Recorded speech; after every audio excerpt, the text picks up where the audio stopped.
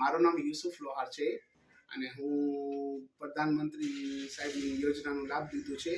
એમાં ઉદ્યમ આધારની મને લોન મળતી હતી અને મને ઘરમાં બહુ હેલ્પફુલ થઈ ધંધા માટે અને મારો ધંધો માલિકની મહેરબાનીથી હવે સારો છે અને હું તો એ અપીલ કરું છું કે બધા એ વસ્તુની લાભ લઈ શકે અને નરેન્દ્ર મોદી સાહેબ હજી પણ એનાથી પણ ખૂબ ખૂબ સારી યોજનાઓ આપે અને બધાનું કલ્યાણ કરે.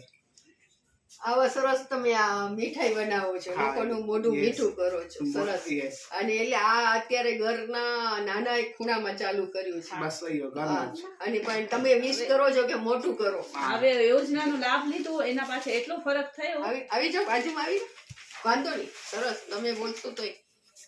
પેલા એવું હતું કે ખાલી અમારા ભુજમાં પેડા જતા હતા, હવે એવું થયું છે કે કચ્છના ખૂણે ખૂણામાં પેડા જાય છે, બધા ઠેકાણામાં.